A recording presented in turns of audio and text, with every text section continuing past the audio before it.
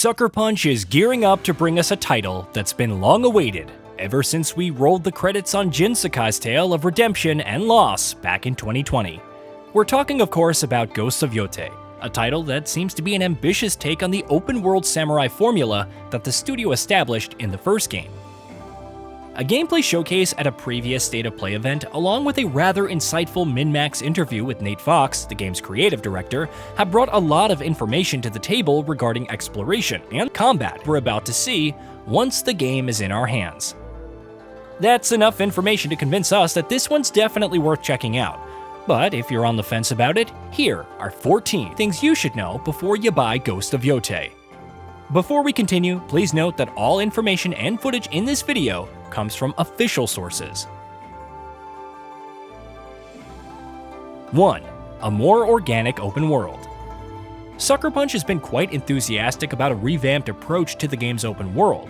While Eizo is around the same size as Tsushima, it's likely that the entire map could be explorable right after the game's prologue, with Fox stating that there's going to be a little bit of gating when asked if proportions of the map would be blocked off like in the first game. It's a clever choice that would allow Atsu to travel to different areas of Eizo without having to progress further in the story, making the experience all the more engaging and immersive as a result. 2. Better riding controls. Fox mentioned one of his personal favorites was the addition of a jumping ability for your horse, which not only grants a speed boost that could work very well with flowery paths that provide a similar function. While the studio is yet to comment on whether that adds new wrinkles to the game's combat, it's certainly going to make exploring the map a lot more smoother, and visiting interesting locations that you see in the distance just got a whole lot more enticing. 3. Weapon Masters. Atsu doesn't rely solely on her katana in her quest to bring her brand of justice to the Yotei 6, picking up a variety of weapons along her journey, more on that in a minute. However, just like how Jin learned the way of the bow from Sensei Ishikawa in the first game, she will need to track down the masters of each weapon and learn how to wield them against her enemies first. The weapons replace the stances from the previous game, with each one being effective against a particular type of enemy, which makes seeking those senseis out early a priority, just like how observing Mongol leaders to learn new stances was a thing in Jin Sakai's adventure. Perhaps a few of them could seek Atsu out when she makes camp out in the world. We're gonna have to wait and see. 4. Don't neglect the ones who help you. The game's unique clue card system and revamped approach to its journal makes keeping track of quests a breeze. However, you're still going to have to do your best to ensure that you maintain a good relationship with the allies that you make along the way. Fox was quick to point out that there are rewards for doing so, and it's likely that achieving a strong affinity with important NPCs could yield great gear, weapons, or other prizes that make your hunt for the Yotei 6 easier. 5. The Yotei 6. Fox also confirmed that the Yotei 6 are important parts of the story, and as such cannot be discovered at random as you explore Eizo. Major story missions could be tied to each of them, with side content being required to learn more about their presence in the world and identify potential sources of information about them. That would be in line with the studio's emphasis on organic exploration, encouraging players to just go wherever the road takes them. In a world as stunning as the one Sucker Punch has created this time around, that's a very good thing in our book. 6. Returning side activities. Fox confirmed that bamboo strikes are making a comeback in Ghost of Yotei, joining a host of other activities that could have you spending hours exploring the map, while the main story takes a back seat. He was also quick to point out that the game is more about providing variety to the things you discover as you travel, which aligns with the new approach that Sucker Punch has taken to exploration in the game. 7. Sumie is a new addition. Atsu is set to be more attuned to the world around her, and even indulges in sumie, a Japanese form of painting that's focused on capturing unique creatures at scenic moments. Although Assassin's Creed Shadows already featured it in its take on ancient Japan, Ghosts of Yotei is doing things a bit differently. Fox confirmed that sumie was going to make good use of the DualSense 5's touchpad, making the activity way more interesting than simply sneaking up on an animal and then watching a cutscene play out. 8. There's going to be a lot of fighting. While the Yotei 6 are going to be quite formidable in their own right, there are a lot of other opportunities for Atsu to take on worthy opponents. Bounty hunts are one way to do that, being yet another side activity being added to the game. We're wondering if Sucker Punch would give us a new take on the iconic Six Blades of Kojiro questline from the previous game. Nevertheless, if you're in it for the swordplay, there's more than enough of it to go around.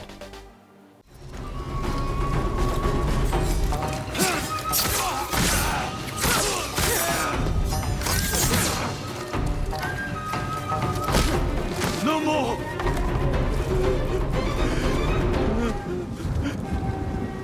Tell me what you know about Saito. 9. The Platinum Trophy. Fox was happy to point out that Ghost of Yotei is going to be pretty reasonable as far as its Platinum Trophy is concerned. That could mean more action and less chasing after well-hidden collectibles, which was among our few issues with the first game. Atsu Shamisen also replaces the function of the Traveler's Attire from the first game, allowing her to learn songs that use the guiding wind to point her in the direction of specific collectibles when you're out in the open world. That should be quite useful when you're looking to find everything that Ezo has to offer. 10. Pick up your weapons. While we were quite excited to see the game's combat in action during the State of Play gameplay showcase, a detail that was worrying was the possibility of losing our weapons in a fight. Don't get us wrong, the potential to disarm an opponent or be disarmed by them is an excellent addition to an already solid combat loop. However, it would have been quite annoying to lose a weapon, essentially one of your stances in this game, and then have to scour the world for a replacement. However, Fox confirmed that you can pick up weapons you've been forced to drop, ensuring that Atsu always has access to the tools that she needs to take on foes with varying strengths. It's an intelligent choice that ensures that we've always got options while out in the field. 11. Firearms are now a thing. With the story set around 300 years after the events of the first game, the addition of firearms is not only a logical choice, but is one that could seriously beef up the combat system. Atsu's role as a mercenary could see her pick up some wild guns that she could then turn on those foolish enough to get in the way of her vow of revenging against the Yotei 6. There was quite an explosive trailer that showed off the new weapon types to great effect, if you're interested to see how they factor into the gameplay loop. 12. You get to wield an odachi. Speaking of trailers, another one showcased odachis, which are two-handed katanas, and one of the new weapon types that Atsu will have to master in the game. As expected, they're pretty awesome, and might just be our favorite weapon to wield when we take her on our adventure, although the Kusarigama seems quite viable too.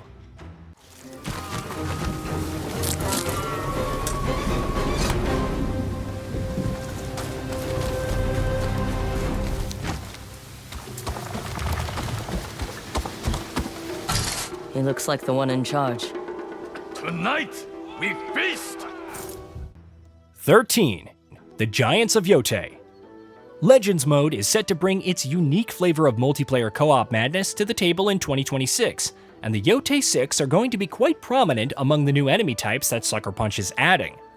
We mean that quite literally, as the studio has stated in a PlayStation blog post that we could be taking on demonic giant versions of the main game's antagonists as we go. That's certainly something to look forward to, with a fair bit of apprehension thrown in. 14. Atsu has no connection to Jin. It's been quite clearly stated by this point that Atsu will have nothing to do with Jin, with Fox confirming that Ghost of Yotei is a separate story on multiple occasions. While many of us have been hoping that the OG Ghost does make an appearance in some form, we're certain that Atsu's story is going to be a solid addition to the franchise irrespective of how she chooses to take on the mantle of an Onyo hunting the Yotei 6. And that's a wrap on the things you need to know before you pick up a copy of Ghost of Yotei. Which of its new features are you most excited about? Let us know in the comments below. Situ Rainu. Why do you always call me that? It means one who is easily lost in the hunt.